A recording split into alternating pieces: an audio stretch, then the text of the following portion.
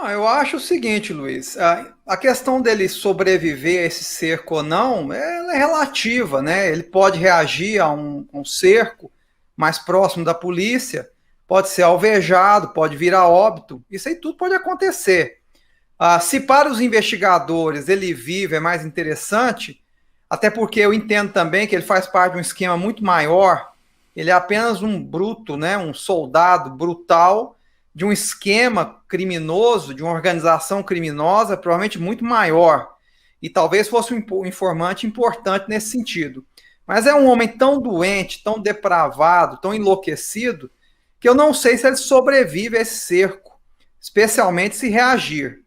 Particularmente, eu não tenho nenhum problema dele ser alvejado pela polícia e virar óbito. Não tenho problema com isso. Zero.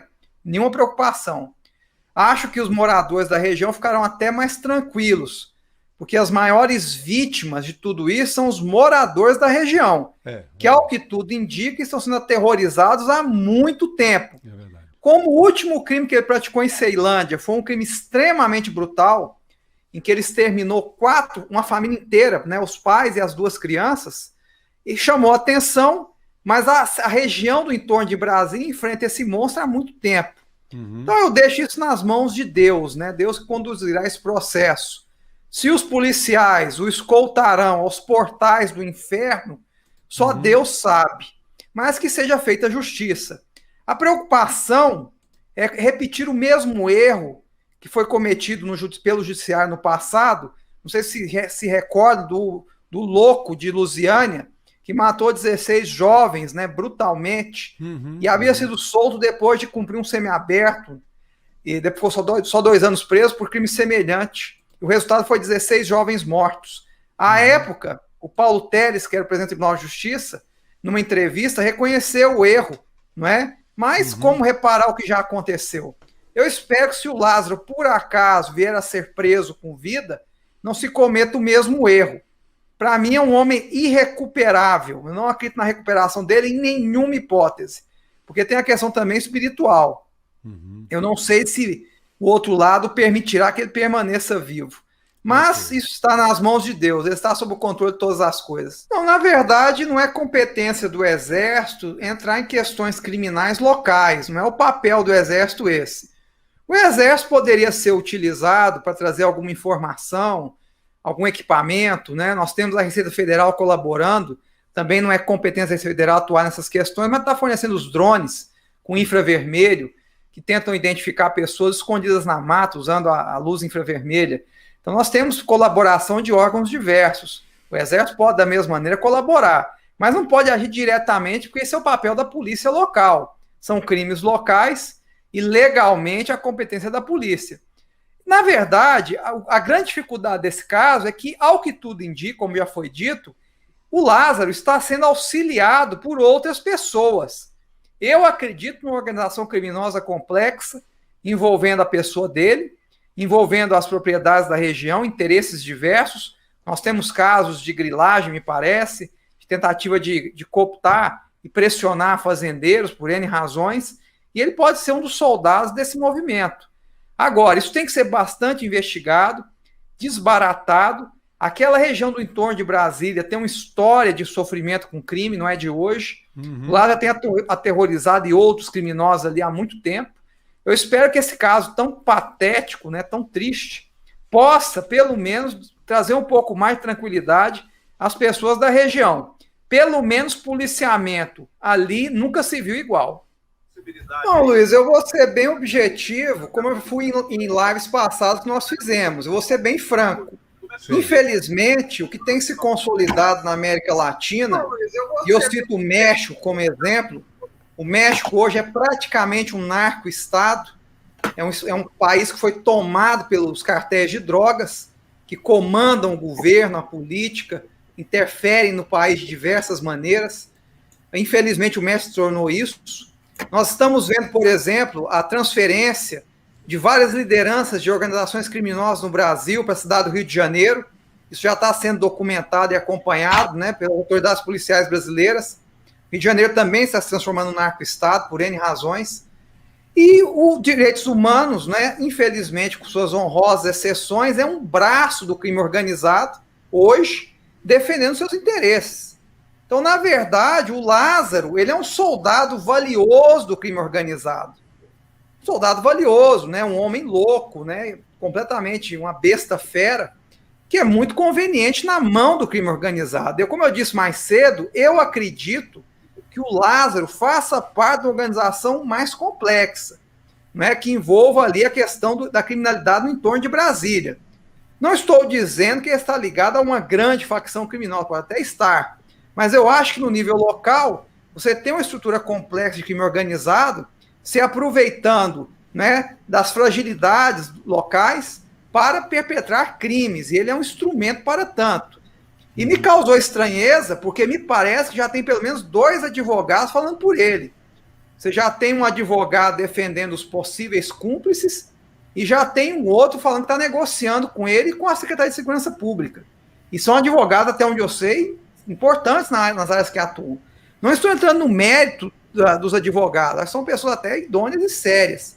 O que eu estou dizendo é que existe um financiamento nesse processo. Alguma coisa deve estar sendo promovida para que esse investimento seja feito. Não sei se com recursos dos possíveis cúmplices ou com recursos de terceiros, mas que ele tem um suporte, ele tem. Eu não acho que o Lázaro seja um lobo solitário. Eu acho que tem uma estrutura em torno dele que, de alguma maneira, se beneficia dos seus crimes. E essa organização criminosa tem que ser desbaratada. Isso é tão importante quanto prender Lázaro. É desbaratar essa criminalidade nociva que aterroriza o entorno de Brasília há muito tempo. Isso é fundamental. Mas eu acho que, infelizmente, no Brasil, com suas honrosas exceções, tem pessoas sérias, mas existe uma parte significativa que serve mais ao crime organizado do que ao povo. Você não vê, por exemplo, ninguém procurando a família das vítimas. Nós tivemos um crime recente de Lázaro, coisa de 20, 25 dias, que matou pai, mãe e 2 crianças. Eu não vi ninguém ir até essas famílias prestar homenagem, prestar apoio. Isso também é direitos humanos. Então, infelizmente, existe um aparelhamento dessas estruturas ligadas a direitos humanos. Já teve denúncia, inclusive, há uns anos atrás, de envolvimento de pessoas diretamente desses movimentos com o crime organizado. Isso tem que ser investigado, isso é muito sério. Ao mesmo tempo, nós temos um avanço de uma visão contra o sistema de lei e ordem, patrocinando uma justiça restaurativa que é contra a sociedade em vários aspectos. A lei precisa ser cumprida com rigor, tem que haver punição pelos crimes praticados, porque, do contrário, nós só temos o caos. Quem se beneficia com essa legislação frouxa que nós temos é o crime organizado. E o risco é o Brasil se transformar nos próximos anos, inclusive a depender de certos movimentos políticos, em um narco-estado.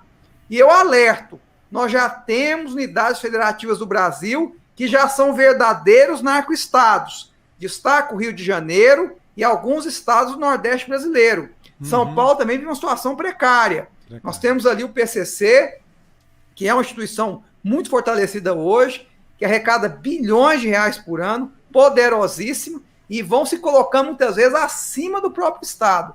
Se não houver uma reação legal, jurídica, legislativa, para fortalecer, não é, a punição, para fortalecer a polícia, os órgãos de repressão, não é claro, não estou falando de excessos, mas fortalecer de uma maneira que a sociedade fique protegida, o Brasil corre um risco, assim como algumas unidades federativas já o são, de se transformar em um narco-estado, que foi o destino do México, da Venezuela e de outros países. Não, na verdade, Luiz, eu entendo que o que está acontecendo para a região do entorno de Brasília, para aquela região, é uma vitória.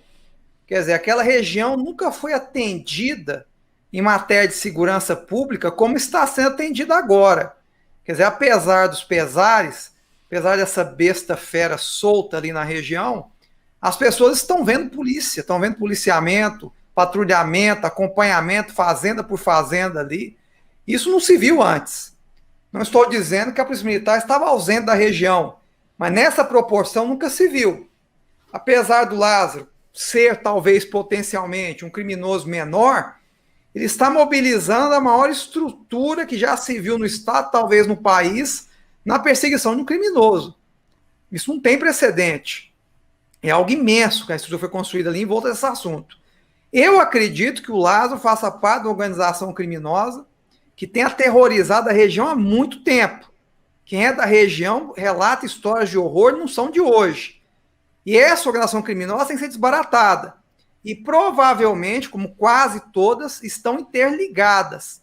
Essas facções hoje trabalham de maneira integrada, quase como uma empresa, com suas filiais, com as suas células, às vezes atuando em questões menores, em questões maiores, em matéria de crimes, mas interligadas.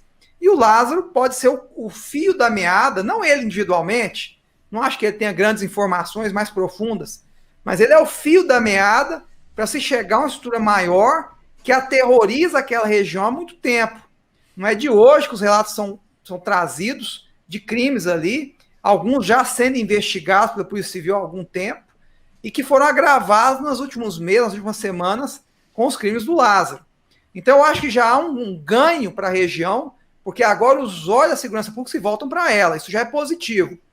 Acho que a polícia pode fazer um trabalho que já começou a fazer mais de inteligência do que de força, não é? Ela desmobilizou algumas estruturas, trouxe delegados de Goiânia, montou uma estrutura mais investigativa, mais de inteligência, para avançar. Eu acho que o Lázaro é a ponta do iceberg. Preso ou morto, seja lá o que acontecer com ele, ele vai começar um processo para desbaratar uma criminalidade que resiste ali naquela área e que precisa ser combatida duramente. Ela é gravíssima, porque aterroriza gente simples, gente honesta, gente trabalhadora, pequenos proprietários rurais, que são aterrorizados ali há muito tempo. Então eu acho que nesse sentido é uma vitória. Eu não acho que haja um baile em relação à polícia, ou que a polícia saia desmoralizada disso. Eu acho que ela está sendo profissional, cautelosa, está fazendo o que tem que ser feito. Eu quero fazer até dar a minha opinião. Eu não tenho nenhum compromisso com o vereador Ronaldo Caiado, não ocupo cargo público, não sou do partido dele. Já fiz duras críticas a ele ano passado, no estudo da questão de lockdown, etc. Mas uma coisa tem que ser justo com ele. Em matéria de segurança pública, o Estado poucas vezes teve em tão boas mãos. A gente tem observado, pelo menos quem é de Goiânia, um investimento em segurança pública, com poucas vezes se viu uma seriedade na condução disso. E uma polícia que não alisa bandido, hein? Não alisa, ele tem resistido a esse assédio desses grupos, né? Um parêntese aqui, ó. Um parêntese. Que querem cercear o policial. E isso parêntese. Virgínia Santos e o Ednilson, falando de Salvador, na Bahia. Um abraço para os baianos. Aqui em Goiás, você que está fora de Goiás, o governador e a polícia não alisa bandido. Se foi só um parêntese, professor Cristóvão, pode concluir. Não, é a prova disso que para um bandido peba, como disse o nosso professor aqui conosco, ele está mobilizando a maior estrutura que já se viu no país para se perseguir um marginal, e com razão. Porque aquele crime cometido lá em Ceilândia, que não foi nem em Goiás, tocou o coração dele e das autoridades policiais do Estado. Quem está ali também motivado por um sentimento de revolta, por um crime tão brutal como o que ocorreu em Ceilândia, que foi só por uma questão territorial, poderia ter ocorrido em Goiás, na mão do mesmo marginal, como já se tem notícia de crimes graves também, praticados por ele naquela região, já em Goiás. Então, esse sentimento é que motiva tudo isso, e manda um recado à criminalidade, que em Goiás há uma disposição sincera de se dar esse combate. Não se está se poupando recurso, esforço, há uma união de esforços, porque nós temos que trazer segurança ao povo que paga imposto, ao povo honesto, trabalhador. O povo não tem que conviver com criminalidade. Criminalidade ela tem que ser combatida com rigor. Um exemplo que eu acho que ilustra isso muito bem, tenho certeza que os especialistas estudam isso como case, é o caso de Nova York, não é? Antes do Rudolph Giuliani, que era promotor de justiça e um brilhante advogado, né? Ele, quando prefeito, instituiu o sistema de tolerância zero em Nova York e praticamente reduziu a quase zero a maior parte dos crimes, não tolerando qualquer infração. No dia que essa política foi abandonada em Nova York nos últimos anos, o desastre voltou à cidade. Então já tem case de sucesso no mundo de que criminalidade é combatida com rigor. E ela tem que ser combatida. Da pichação de um muro até o homicídio mais horrendo. Nós temos que combater a criminalidade em todas as fases. E, para isso, a autoridade policial tem que ter liberdade de ação. Eu não estou falando de violência desmedida, de abuso, de tortura. Eu estou falando de liberdade para que o policial faça o seu trabalho. É bom lembrar que nos Estados Unidos, que é um país que eu citei um bom exemplo, maus exemplos estão surgindo também. Exemplos de cerceamento do trabalho policial. Nós temos agora um movimento nos Estados Unidos de defunding the police, que é você tirar os recursos da polícia, o que é uma loucura total, isso é um suicídio. Em Portland, por exemplo, a polícia renunciou aos cargos, porque não consegue trabalhar como tem que trabalhar, dadas as amarras que foram impostas a ela. Isso é um movimento global que só interessa ao crime organizado. Não sejamos ingênuos e não vamos achar que políticos mal intencionados não estão de mãos dadas com o crime organizado para promover ideias tão imbecis, que estão trazendo desastre a países avançados e desenvolvidos. Imagine o que ocorrerá conosco. Então eu parabenizo a Polícia do Estado de Goiás pela vontade, pela coragem de perseguir o bandido Peba, para mandar um recado à criminalidade, que aqui em Goiás o crime vai ser combatido. E essa é a grande lição de tudo isso. Independente de Lázaro, de pegá-lo ou não, é mostrar ao marginal, ao bandido, que em Goiás ele será perseguido. E vamos avançar nisso. Vamos combater os pequenos delitos, combater as pichações que nos envergonham aqui em Goiânia. É vergonhoso. Nós temos 20 mil pichadores em Goiânia. Não há nenhum tipo de perseguição e punição em relação a eles. Tudo é muito tímido. Nós temos vários pequenos crimes sendo cometidos com uma perseguição muito pífia. Não é só por culpa da polícia, não. A polícia está fazendo um bom trabalho. Mas também existe uma estrutura judiciária que tem que ser repensada, legislativa. Se nós não fizermos um esforço nacional para dar combate a essas coisas, nós corremos o risco real de nos transformarmos num narco-estado, apesar do esforço de governadores como o nosso aqui do estado, de alguns outros estados. Se nós não fizermos um movimento maior nesse sentido, corremos esse risco. Eu não sei exatamente o que esse caseiro pode ter conhecimento, né? O fazendeiro, sim, acho que ele é uma figura mais interessante em matéria de se buscar informações, por estar numa posição privilegiada nessa cadeia de comando do crime organizado, pelo menos aquele crime organizado específico daquela região. Agora, o caseiro corre risco, sim. Ele foi, inclusive, no primeiro depoimento, ele chamou o Lázaro pelo nome, indicou que tinha ido para o mato, para os policiais, ele está correndo risco de desaparecer, sim. É uma figura menor, pode morrer. Aliás, se eu fosse ele, pedia para ficar preso, né, na audiência de custódia. Não, por favor, me prendam, me deixam aqui, porque eu estou mais seguro aqui com vocês do que lá. Solta aí pelo mundo, não sei o que pode acontecer com ele, hein, né? Isso pode acontecer. Agora, Luiz, como eu disse, eu queria só reiterar uma coisa para não me esquecer disso. Eu vou falar isso mais ao final, eu quero falar agora para não esquecer. Sim. Eu acho que o governador Caiado, independente do resultado dessas diligências, deve homenagear esse policial de alguma forma. Seja com a promoção, né, por bravura, uma homenagem, né, uma remuneração à altura do que eles fizeram. Eu acho extremamente justo. O que esses homens estão fazendo por nós, né? Eu costumo dizer que existem heróis que lutam lutas que nós não podemos lutar como cidadãos comuns. Eles fazem essa luta por nós. Então, o mínimo nós temos que fazer como sociedade é reconhecer o valor desses homens e homenageá-los. Então, fica aqui a minha sugestão ao nosso governador para prestar futuramente as homenagens a esses homens corajosos que se colocaram à frente dessa questão. E relembro uma coisa que eu vivi na minha adolescência, e acho que nós vivemos, o caso do SES 137, em que policiais militares se expuseram à radiação para nos proteger. E eu nunca vou esquecer disso. Eu gravei isso desde a minha infância, quando eu vi esses policiais fardados na linha de frente, enfrentando essa tragédia. Então, esses homens merecem o nosso respeito, as homenagens, e eu acredito que o governador fará isso futuramente. Na verdade, isso leva a uma discussão mais profunda, né, até filosófica. O que ocorre hoje no mundo é uma inversão total de valores. O certo é o errado, o mal é o bem.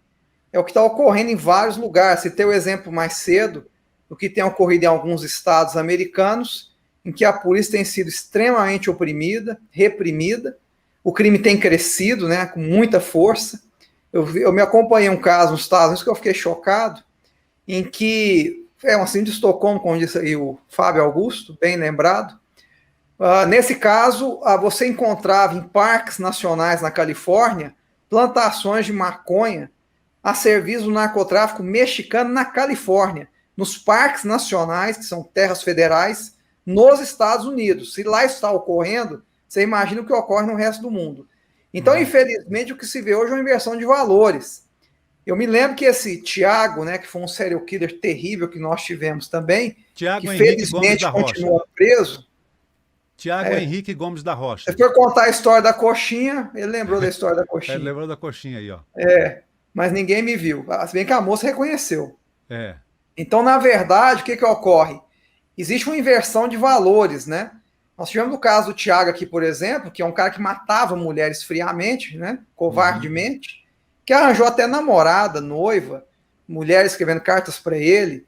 Então, quer dizer, isso é uma loucura total, né? É um absurdo total, é uma inversão de valores. Isso é uma questão mais profunda, passa por essa destruição, né? Dessa descristianização do mundo, passa por essa construção de uma visão revolucionária que enxerga o marginal como uma vítima da sociedade, essa balela toda que hoje se tornou quase uma verdade absoluta em universidade, etc.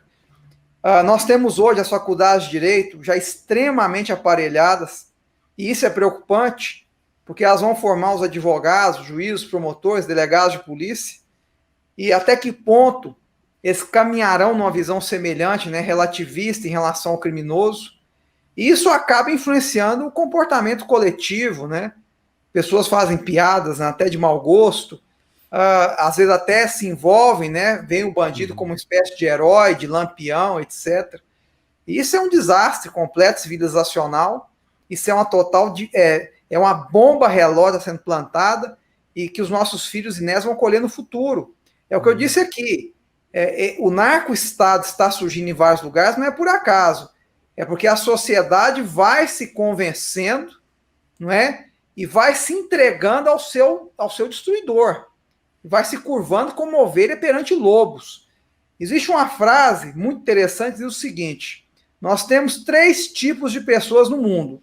Nós temos as ovelhas, nós temos os cães pastores e nós temos os lobos. Aqui nós somos 3 cães pastores. Nós somos os atalaias. Nós estamos guardando a porta da cidade.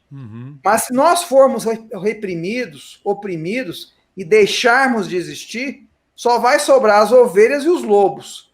Infelizmente, em alguns lugares, os lobos estão governando as ovelhas e mataram os cães pastores. Então, esse é o risco que nós corremos como civilização. E se nada for feito a respeito, na educação, na cultura, no resgate dos valores que construíram a nossa civilização, infelizmente, falo isso com muita tristeza, esse é o cenário do futuro que está sendo construído. Se nós não revertermos esse curso, é nessa direção que nós estamos caminhando. Graças a Deus, existem reações locais. Essa reação tem que se dar família por família, cidade por cidade. Nós estamos vendo nos Estados Unidos governadores corajosos fazendo o contrário dos exemplos que eu citei. Fortalecendo a polícia, diminuindo o crime nos seus estados. Mas por quê? Porque perceberam que podiam ficar inertes a esse fenômeno. Isso tem que ser amplificado no mundo, tem que ser ampliado por mais pessoas. Vamos fazer isso localmente. Vamos exigir isso da autoridade local para que essa mudança ocorra. Isso é fundamental se queremos salvar o que sobrou da nossa civilização. Nós temos um seriado aí, se eu não me engano, no Netflix, na própria Globo, se eu não me engano, em que um bandido, Dom, se eu não me engano o nome do seriado, não quero fazer propaganda, mas tem que falar, ele é endeusado, né? Quer dizer, ele é colocado como uma espécie de herói, e isso tem ocorrido muito frequentemente, vemos novelas, né, que endeusaram bandidos, isso é muito grave, não é? É o que eu falei, você vai ampliando a condição de ovelha, e vai desmoralizando os cães pastores, né? Então só sobra lobos para nos governar. Então isso é muito sério. Esse conluio do crime organizado com a política, não é? Nós temos mesmo no judiciário, eu sou advogado, nós temos observado uma tal de justiça restaurativa, que para mim é um desastre completo, não é? Nós tivemos o caso, né, dessa insistência de você tentar diminuir o peso, né, da força legal em determinadas situações, para tentar buscar uma espécie de conciliação entre bandido e vítima. Quer dizer, isso é uma loucura completa, né? Isso é a destruição de tudo. E quem se beneficia disso é o crime organizado, que se sente mais à vontade para empreender as suas aventuras. Um exemplo disso foi nos Estados Unidos. Quando o Biden foi eleito, houve uma explosão de tráfico de mulheres, tráfico de crianças nos Estados Unidos, crimes diversos, porque uma visão mais aberta em relação à criminalidade havia tomado poder. Então essa correlação existe. Se nós, como sociedade, não começarmos a enxergar isso, vamos estar pagando um preço muito alto. Um exemplo, professor, recente, que nós todos acompanhamos na imprensa, ou deve ter acompanhado também, não é um caso tão brutal, mas é igualmente terrível. Nós tivemos uma jornalista aqui em Goiânia, recentemente, uma grande jornalista respeitada, conhecida, que, aliás, dá combate a essas coisas, né, denuncia esses abusos, que foi espancada por um namorado, brutalmente espancada, teve até que fazer uma cirurgia reconstrutiva. Pior ainda, ex-namorada, ela nem tinha mais... Ex-namorado, foi brutalmente agredida, né, colega jornalista do Luiz Alberto, e o sujeito não ficou 24 horas preso, pagou uma fiança de R$11 mil e foi embora. E se uma mulher numa posição dessa passa por um constrangimento judicial desse, imagine o resto das mulheres. Então, quer dizer, isso é uma tragédia o que está ocorrendo, uma tragédia. Só um parênteses com relação à pena de morte, deixa eu só contar uma história para vocês. Há alguns anos atrás, um líder poderosíssimo de organização criminosa chegou a um grupo de parlamentares numa conversa e disse a eles o seguinte: eu posso mandar matar vocês, vocês não podem me matar. Então isso já resume a questão. Nós chegamos num estágio tão grave, de quase guerra civil, quase um estado de guerra, que essa medida extrema se faz necessária para determinados casos, sim.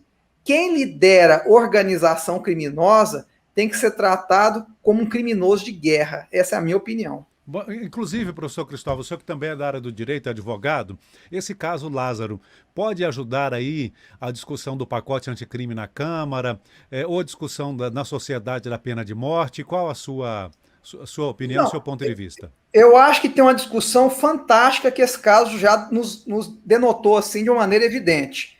O cidadão de bem, para defender a sua vida e a sua propriedade, precisa estar armado, devidamente treinado, capacitado, mas armado. É inconcebível, inaceitável a qualquer pretexto defender a ideia de que um homem numa fazenda não possa ter uma arma de fogo. Isso não tem nenhum sentido.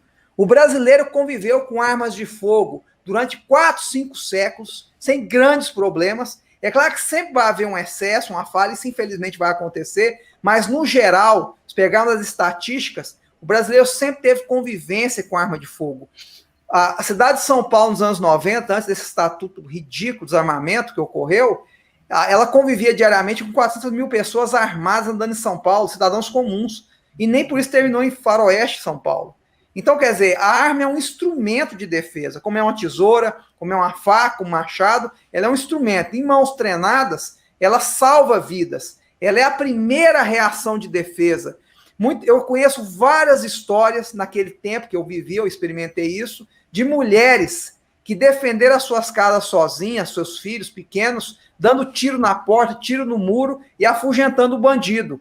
Não é que o cidadão vai atrás do bandido fazer o trabalho da polícia, mas ele naquela reação imediata, ele vai afastar aquela ameaça imediata. Isso ajuda a segurança pública, ajuda o trabalho policial. Então, quer dizer, essa discussão, o caso lá está permitindo ser feita. Os caseiros que podem agora contar suas histórias são os que estavam armados e conseguiram se defender. E isso é fundamental. Eu me lembro nos anos 90, um grande assassino brutal como Lázaro percorreu a região dos lagos no Rio de Janeiro, chácaras, fazendas.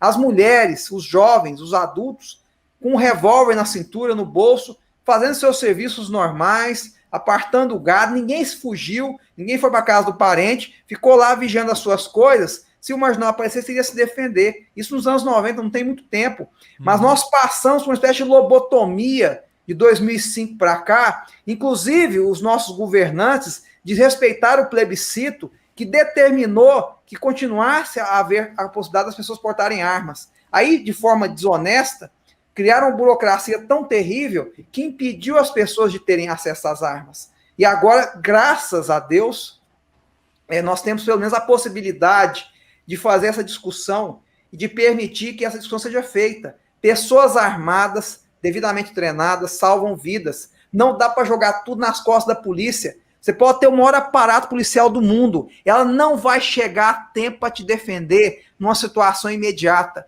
Você tem que ter a condição de se defender perante bandidos cada vez mais bem armados. E na propriedade rural isso é imprescindível. E esse caso do Lázaro, no depoimento dos próprios caseiros que sobreviveram, deixa isso muito claro. E o Lula já disse, se ele for eleito, ele vai tirar a arma de todo mundo, hein? Vai desarmar todo mundo. O Biden está fazendo isso nos Estados Unidos, o Biden está fazendo isso. Sim. Só que lá os estados têm mais autonomia e governadores corajosos estão resistindo a isso, cidades corajosas, né? Eles estão criando uma espécie de sanctuary cities para a segunda emenda da Constituição Americana, para evitar que isso aconteça. Nós temos que caminhar num processo semelhante. É mais difícil, porque a União aqui realmente concentra muito poder. Nós temos que caminhar para alguma coisa nesse sentido. Agora, não podemos ser ingênuos. O Labrador no México, quando assumiu o poder há poucos anos atrás, primeiro ato dele, e ele é um socialista, o primeiro ato dele quando assumiu o poder foi decretar o fim da guerra contra as drogas. Ele falou, a guerra contra as drogas acabou. Não acabou, não é porque o governo venceu, não. Acabou porque eles capitularam, entregaram o México na mão dos cartéis de drogas, que hoje são os mais poderosos do mundo, atuam em dezenas de países pelo mundo, é uma multinacional poderosíssima, com braço lá dentro do governo americano. Então isso é muito grave. Então, ano 2000, 90, eu não me lembro exatamente agora, quando foi que começou. Começou em 2005, foi o plebiscito em 2005, em 2006, na transição do Fernando Henrique Cardoso para o Lula, só que eles tinham que ter cumprido o plebiscito, que era manter a liberalização. Só que eles criaram uma burocracia tão rigorosa que inviabilizou isso, e veio só o desarmamento em seguida. Claro. Foi uma jogada para poder calar o plebiscito. Eu tenho alguns canais no Facebook, que eu costumo brincar, é a rede dos velhos, né, como eu. Estou com quase 50 anos, para essa cara de menino. No Facebook é Cristóvão do Espírito Santo Filho, que é o meu nome. No Instagram é Cristóvão Cristão, também sou pastor, viu, professor Matias? Estamos juntos aí por Cristo, né? Já vivendo o princípio das dores. No Instagram é Cristóvão Cristão, sem o AOT, obviamente, tudo junto. Meu Cristóvão é com AM, como está aí, de Maria. E no YouTube eu tenho um canal que é o meu nome também, Cristóvão Espírito Santo, com meus vídeos, meu trabalho. Todos estão convidados a conhecer. Eu agradeço a oportunidade. Deus abençoe a todos.